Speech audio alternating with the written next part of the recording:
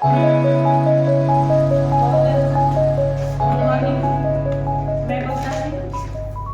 With बक्ता Singh की online platform में आज हमारा नया टॉपिक है बौद्ध दर्शन। बौद्ध दर्शन हमने वेदांत पढ़ा। वेदांत जो वेदों के दर्शन से यानी वेद का ही एक तरह से कहा जाए कि वही विचारधारा है। वेदांत क्या है? क्योंकि हमने वेदांत पढ़ा शंकराचार्य द्वारा, उनकी द्वैत जो है अद्वैतवाद पढ़ा था। ठीक है, तो वेद के बाद हम अब बौद्ध दर्शन क्या है थोड़ा सा समझते हैं। बौद्ध दर्शन वेदों की वैदिक कालीन धर्म और दर्शन के एक तरह से देखा जाए तो उसके विरोध में बौद्ध दर्शन आया या बौद्ध धर्म आया। धर्म से दर्शन और शिक्षा पद्धति का इन्होंने नई शिक्षा पद्धति का विकास किया। वैदिक कालीन जो शिक्षा पद्धति था, वैदिक कालीन जो उनकी जो दर्शन है वैदिक दर्शन, उसमें ब्राह्मणों की यानी कि बहुत ज्यादा उस पद्धति में आडंबर आ गया था। आडंबर कहा जाए ना तो क्या कहेंगे उसको, एक तरह से देखा जाए तो क्या कहेंगे, उसके वर्ड नहीं मिल रहे हैं। आडंबर यानी कि अपवाद कह सकते हैं, बहुत सारे बाधाएं नहीं, एक जैसे होता है ना फिक्स, क्योंकि उसमें शिक्षा पद्धति में उसमें क्या था कि शिक्षा की व्यवस्थाओं में यज्ञों का और आडंबरों का, बहुत ज्यादा दिखावे का, इन सब चीजों का ज्यादा समावेश हो गया। वहां पे शिक्षा पर सिर्फ वर्ण व्यवस्था आधारित शिक्षा थी, क्योंकि 3 वर्णों का ही अधिकार था। ठीक है, तो लोगों में कहीं ना कहीं यह शिक्षा पद्धति या उनकी जो वैदिक कालीन धर्म और दर्शन शिक्षा की जो व्यवस्थाएं थी वह सबके लिए सामान्य नहीं थी। एक तो पहली बात वर्ण व्यवस्था आधारित था, तो इस समय जब इसका आयतर से चरम सीमा पर जब पहुंचा वैदिक कालीन, जो उत्तर वैदिक कालीन शिक्षा पद्धति, शुरू में तो ठीक था, फिर भी धीरे धीरे उसमें बहुत ज्यादा आडंबर आने लगे। और इस जो है उनकी आडंबरों का, उनकी जो है बहुत ज्यादा अंधविश्वासों का, इन सब चीजों का, क्योंकि सामान्य जनता के लिए सबके विकास की बात, सबकी शिक्षा की बात उन्होंने नहीं की। वर्ण व्यवस्था थी तो वर्ण व्यवस्था में 3 वर्णों की शिक्षा की बात कही गई है। ठीक है, ब्राह्मण क्षत्रिय वैश्य शूद्र की बात शिक्षा में कोई उनका रोल नहीं था, उनको शिक्षा प्राप्त करने का अधिकार ही नहीं था।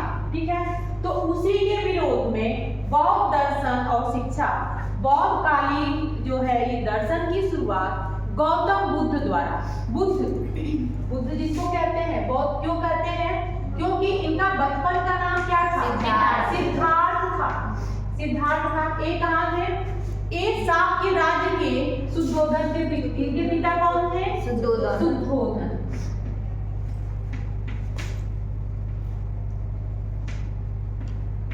और माता क्या थी?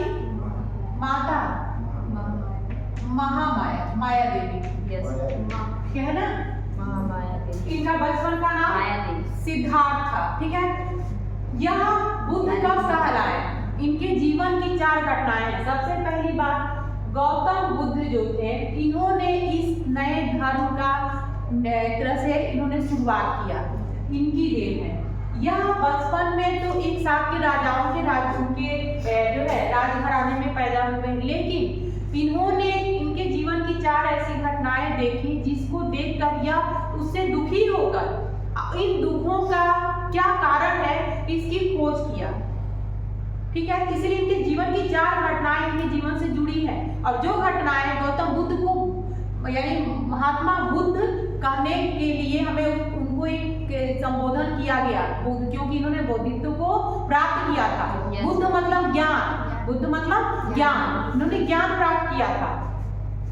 तो इनके जो जन्मदिन का महाराजा यानी इनके एक राजकुल में हुआ, लेकिन इन्होंने इनके जीवन की 4 घटनाएं क्या थी? उन्होंने एक बीमार व्यक्ति को देखा, फिर एक मृत्यु व्यक्ति को देखा, फिर एक जन्म लेते हुए बच्चे को देखा, वो भी तो ये जो घटना इन्होंने देखा उससे दुखी हुए कि जन्म जो है बीमार है, बीमार क्यों है, जर्जर है, फिर मृत्यु हो गया, वहां भी शोक है, जन्म ले रहा है, वहां खुशी मनाया जा रहा है। मतलब इन सारे चीजों के पीछे कारण क्या है?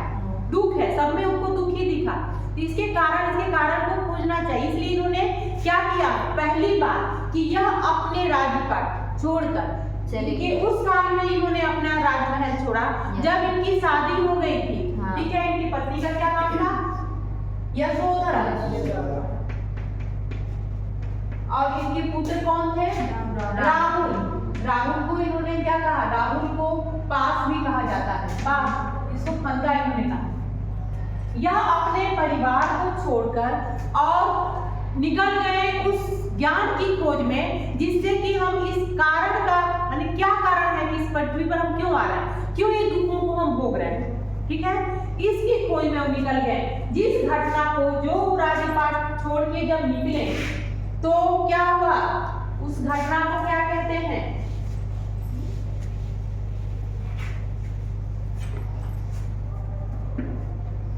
महाविनिष्क्रमण। महाविनिष्क्रमण कहते हैं। जब इन्होंने क्या किया? राजमहल छोड़ा।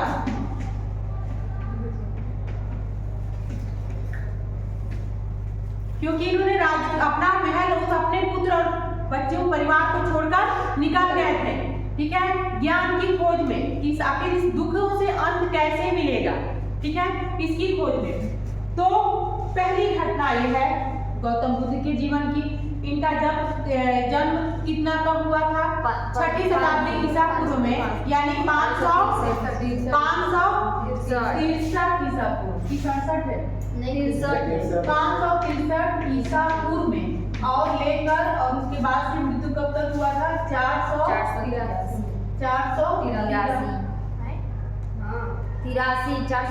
मैम उसको उल्टा गिना रहता ना ईसा पूर्व। वो तो ये इनके काल में, यानी एक तरह से देखा जाए तो 6वीं शताब्दी ईसा पूर्व है ना।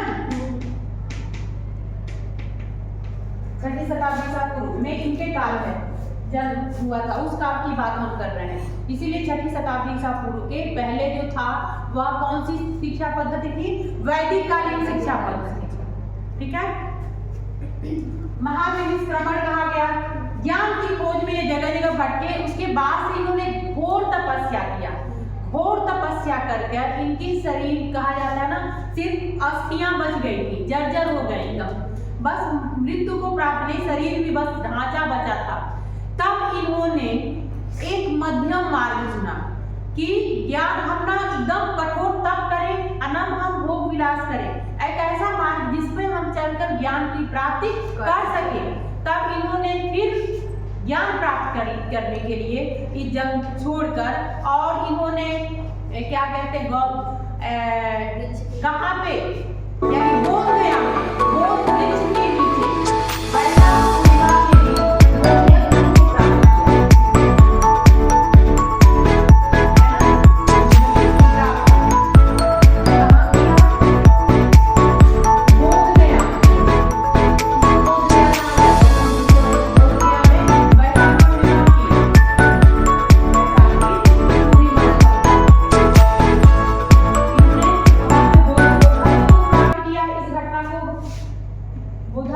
उसके बाद से इनके जो 5 शिष्य थे, उन शिष्यों को पहली बार इन्होंने अपने ज्ञान को प्रकट किया या उपदेश किया। इन्हें क्या कहते हैं? पहली बार जब इन्होंने जब ज्ञान का उपदेश दिया, वह उपदेश धम्म चक्र परिवर्तन कहते हैं। धर्म चक्र परिवर्तन इस नाम से दिया गया। क्यों? यहाँ पे उन्होंने उपदेश दिया था, प्रथम उपदेश दिया था अपने 5 शिष्यों को। कहाँ पे? सारनाथ में 5 शिष्यों को दिया। इसे क्या कहते हैं? धम्म चक्र परिवर्तन, इस नाम से इसको जानते हैं। इनके बौद्ध दर्शन में इनके वर्ड हैं। ठीक है, और इसीलिए आप देखेंगे बाद में जब ये बौद्ध कहते हैं, जब जो शिष्य थे, जब ये शिक्षा ग्रहण के लिए उचित जाते थे ना, जब उनका संस्कार होता था, पवज्या संस्कार, उस समय धम्मम शरणम गच्छामि कहते हैं ना, बुद्धम शरणम गच्छामि कहते हैं ना, इसीलिए क्योंकि धम्म के नाम से प्रचलित हुआ है, बहुत धर्म के शब्द है। ठीक है, पहला उपदेश दिया। और चौथी जो घटना थी यह इनकी मृत्यु। अब मृत्यु को इन्होंने यानी जिसकी जब मुक्ति या मोक्ष प्राप्त करा उसको मोक्ष को इन्होंने क्या कहा? बात वही थी जो वैदिक काल में थी, लेकिन इनके शब्द बदल गए। निर्वाण कहा है, निर्वाण की प्राप्ति, ठीक है, मोक्ष। और जो मुक्त हो गया इस शरीर से भी संसार से भी उसे महापरिनिर्वाण कहा गया। ठीक, ये चौथी घटना क्या है? महापरिनिर्वाण।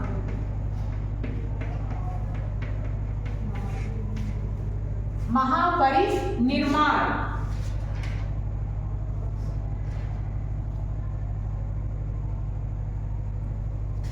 ठीक है, ये क्या हुई? इनकी जब मृत्यु हुई थी यानी परिनिर्वाण को प्राप्त हुआ। और ये कहाँ प्राप्त हुए?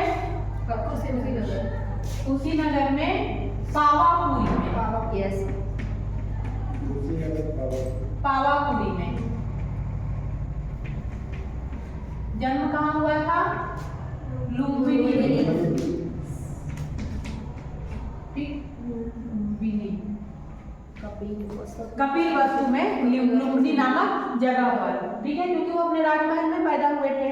और गौतम, क्योंकि इनके जो पालन पोषण किया वो गौतमी ने, उनकी मौसी ने किया था, इसलिए इन्हें गौतम बुद्ध कहा जाता है। अब बुद्ध इसलिए कहा जाता है ज्ञानी, ज्ञानी यानी जब ज्ञान प्राप्त किए इन्हें तब से बुद्ध कहा गया, और इसलिए भगवान बुद्ध या गौतम बुद्ध कहा जाने लगा।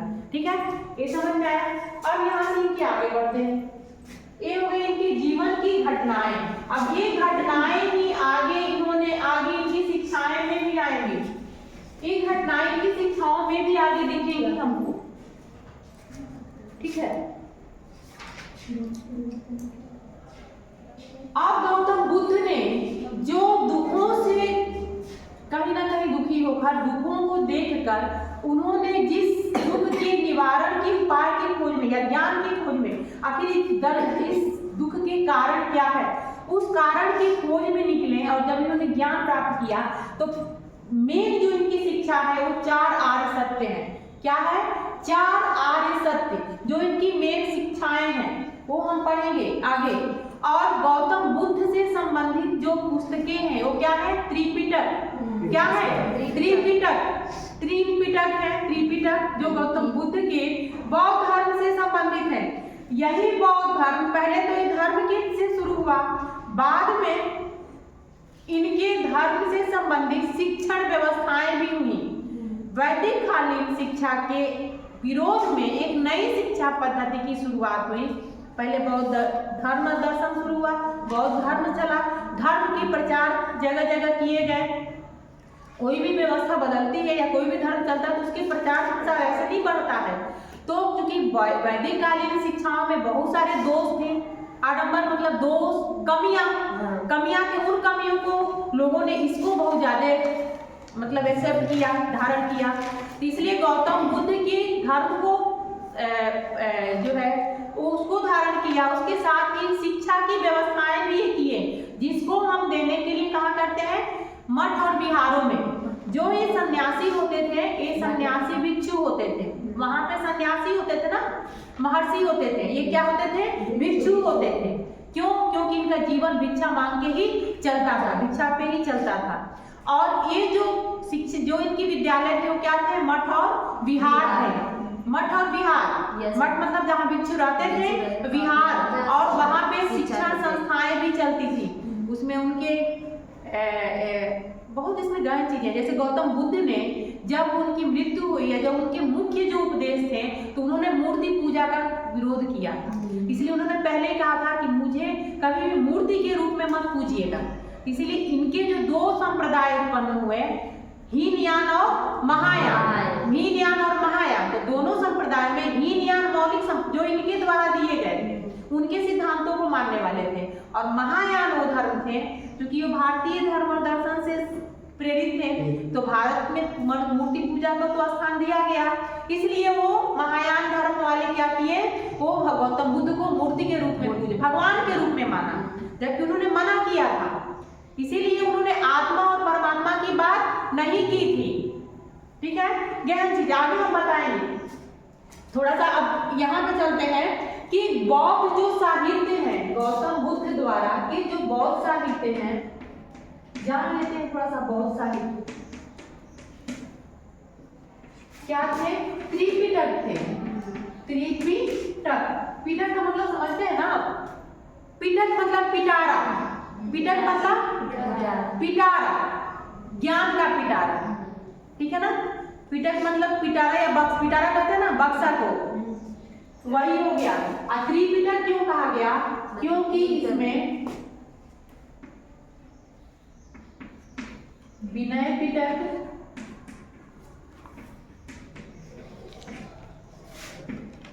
सुत्त पिटक और तीसरा अभिधम्म पिटक।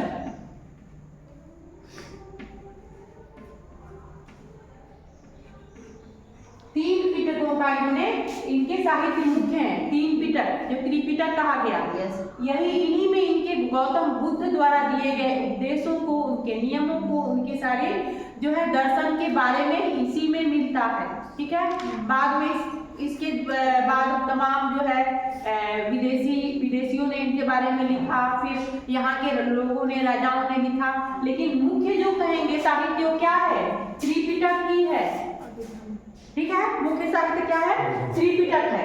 आप एक बात समझिएगा, ये जो तीनों पिटक है गौतम बुद्ध ने नहीं लिखे, न संकलित किए, न उनके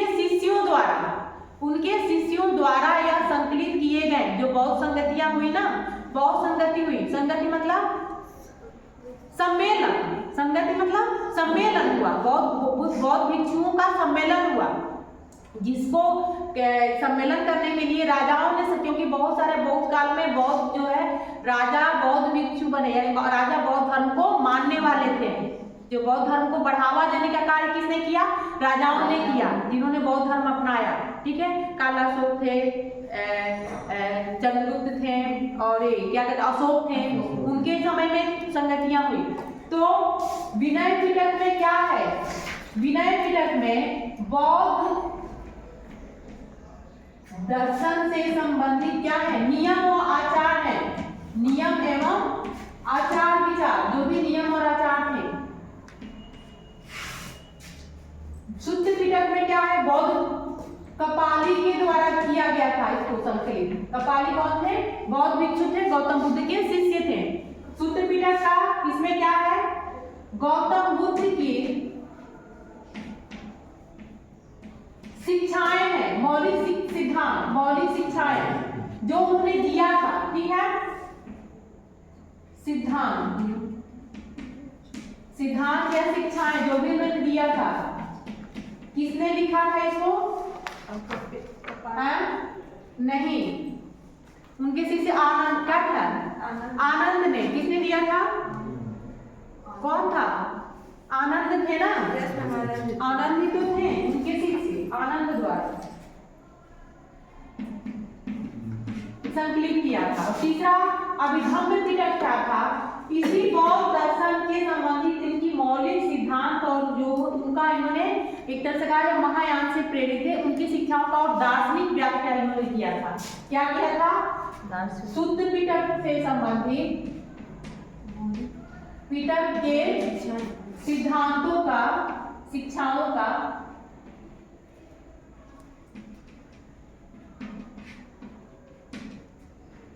दार्शनिक व्याख्या किया था।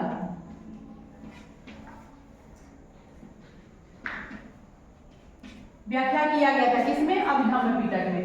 त्रिपिटक कहा गया। गौतम बुद्ध की जो तीन बौद्ध साहित्य है, ये त्रिपिटक ही है, जो इस गौतम बुद्ध के उनकी शिक्षाओं के बारे में बताते हैं, उनके द्वारा दिए गए जो है उनके नियम और आचार क्या थे उसके बारे में बताते हैं, है ना। ये तीनों त्रिपिटक बौद्ध साहित्य के मुख्य साहित्य हैं।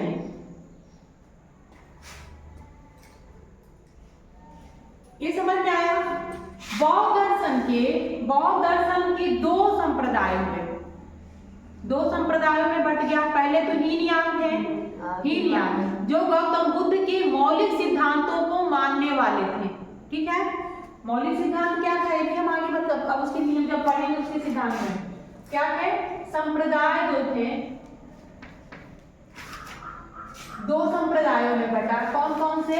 हीनयान और महायान।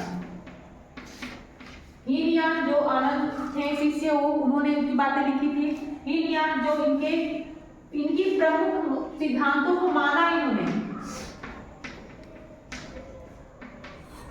प्रमुख कह सकते हैं, मौलिक सिद्धांतों को माना जो गौतम बुद्ध ने अपने मुख से कहा था,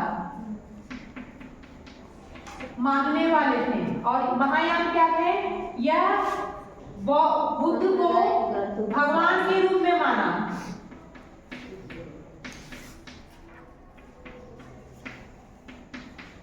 ये उनकी कहा को उन्होंने जो मना किया था उसको ये नहीं माने। क्यों? क्योंकि उनको भगवान के रूप में पूजते थे। ठीक है, इसलिए ये दो संप्रदाय हैं।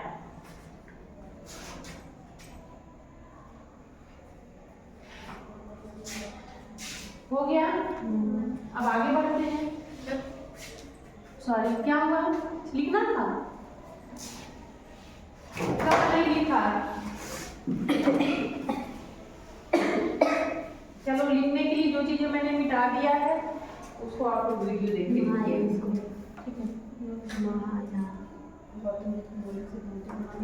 हाँ, अब गौतम बुद्ध की हम सिद्धांतों की बात करते हैं, उनकी हम शिक्षाओं पे चलते हैं।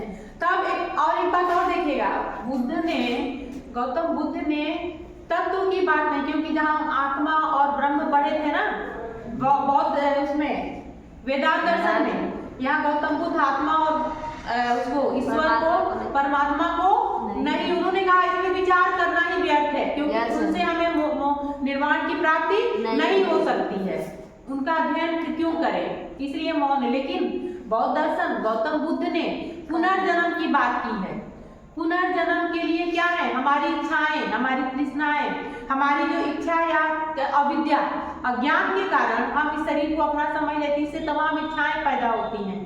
अविद्या को इन्होंने माना है, अज्ञान के कारण, और वह जो है जन्म मरण के कारण बनते हैं। इसीलिए इनकी सिद्धांत आता है प्रत्युत्थ समुत्पाद।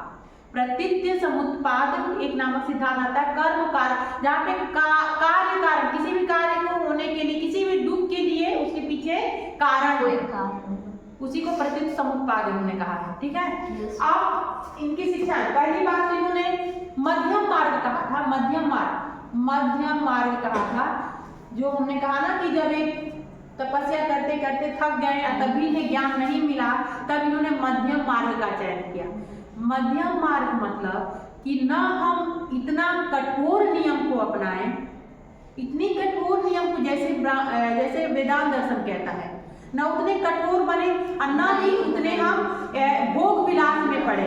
यानी ऐसे मार्ग अपनाएं जहाँ पे हम आसानी से हम जो है वह एक तरह से आसानी से अपने कार्यों को करें, यानी कि सही सत्कार्य करें, आसानी से कर लें। ये इतने कठिनाई से भी नहीं, यानी शरीर को कहा है ना कि हम इसको इतना भी कष्ट ना दें कि हम जिस उद्देश्य से जिसको करने जा रहे हैं वो कर ही ना पाए। ठीक है, इसलिए इन्होंने एक मध्यम मार्ग अपनाया, जिसे इन्होंने मध्यम, इनके सिद्धांत में बातें आती हैं। ठीक है, अब इनके सिद्धांतों की बात करें, क्या कहते हैं?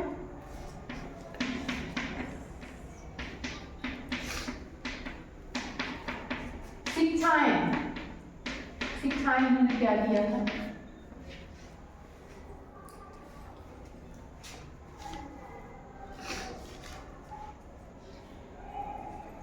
आपने पढ़ा भी होगा।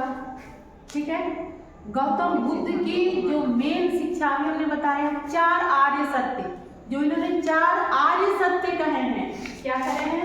4 आर्य सत्य। आर्य सत्य यही मेन इनके हैं, आर्य सत्य ही मेन है। इसी पर इनकी संपूर्ण शिक्षाएं भी जो डिपेंड करती है, निर्भर करती हैं। यही चारों आर्य सत्य आप जान गए तो इनकी संपूर्ण शिक्षाओं को जान जाएंगे। अब 4 आर्य सत्य क्या है? 4 आर्य सत्य क्या है? हमने कहा था ना कि ये, हाँ बता रहे हैं 4 आर्य सत्य क्या है। देखिए, कहा था ना कि जन्म मरण के कारण क्या है? हमारी इच्छाएं, और ये जो हमारा जन्म है ना, अगर हम जिंदा हैं, अगर हम जीव हैं के रूप में हैं, तो इसका मतलब कि हमें दुख को प्राप्त करना है। और दुख को इन्होंने क्या कहा था? दुख ही कारण, यानी दुख ही हमें, हमारे जीवन में हमें सिर्फ दुख ही दुख मिलेंगे। यानी हम अगर हैं पर संसार में, तो हमें सिर्फ दुख ही मिलेंगे। क्यों? क्योंकि ये संसार जो है ना, दुख ही दुख है। यहाँ सिर्फ दुख ही है। यस, ये इनका कहना है। यहाँ तक कि सुख में भी दुख है, जन्म में भी दुख है, मृत्यु में भी दुख है, जरा में भी यानी बीमारी में भी दुख है। ठीक है, हम संयोग में भी दुख है, क्योंकि संयोग है, मिलन है, तो फिर बिछोह का दुख है, फिर हम बिछड़ेंगे तो दुख होगा ना, उसमें भी दुख है। अगर सुख मिला है, आज सुख है, तो वो भी दुख के कारण है, क्योंकि सुख मिला है तो भोग विलास हम कर रहे हैं, वो भी हम बंधन में फंसे जा रहे हैं, वो भी दुख है। दुख तो दुख है, यानी संसार पूरा दुख में है। इसलिए 4 सिद्धांत इनके दुख पर ही आधारित है। पहला दुख, दूसरा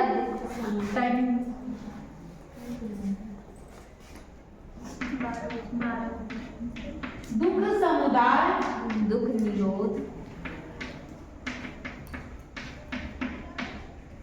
दुख निरोध और निरोध मार्ग।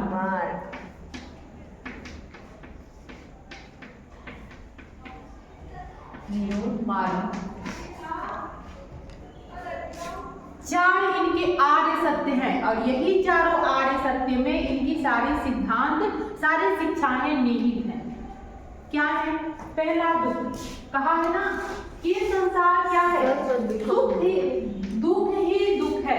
अगर हम जन्म मरण के बंधन में पड़ेंगे, अगर हम यहाँ संसार में आएंगे, तो हमें सिर्फ दुख ही भोगना है।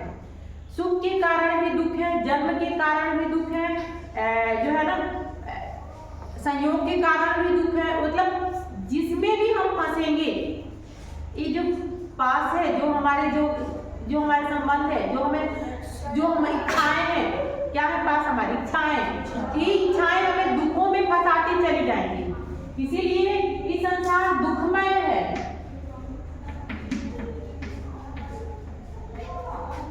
यानी कि संपूर्ण जो है ना ये संसार दुख से ही भरा हुआ है। संपूर्ण संसार क्या है? दुख से भरा हुआ है। अब दुख समुदाय क्या है? दुख समुदाय, इन दुखों का भी एक कड़ी है, जिसको 12 कड़ियां इन्होंने कहा है। 12 कड़ियां कहा है दुखों के। ठीक है, 12 कड़ियां इन्होंने कहा है दुख के। कौन कौन से?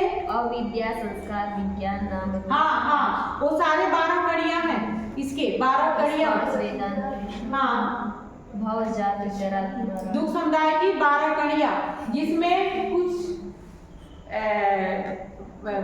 वर्तमान से है, कुछ अतीत से है, कुछ वर्तमान से है, और कुछ फ्यूचर भविष्य से है। ये तीनों कालों की जो हमारे कुछ कह सकते हैं ना कि कुछ हम सोच के पिछड़ा हो गया उसके दुख रहते हैं, कुछ हम आज के वर्तमान को लेके दुखी हैं, और कुछ आगे होने वाला है उसको लेके दुखी है। यानी ये जीवन मरण का बंधन है। दुख, जब हम जीवन में रहेंगे तो हमें सिर्फ दुख ही मिलेगा।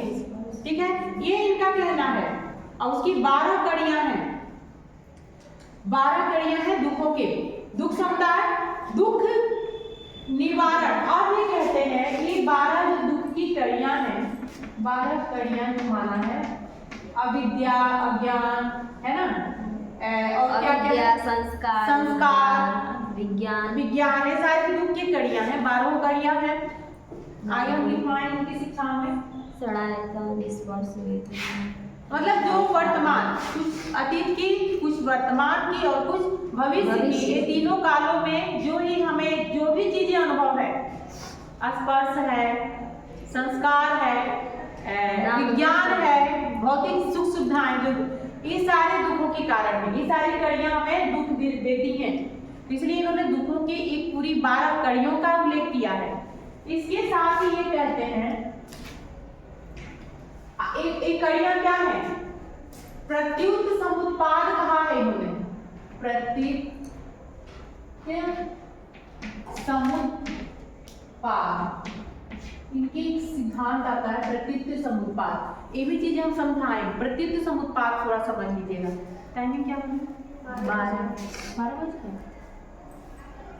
चलिए, ये चारों दुख के फिर इसके जो है कल क्लास में वो करेंगे। कल की इसके आगे का क्लास अब कर लेंगे। ठीक है, आज के लिए इतना ही।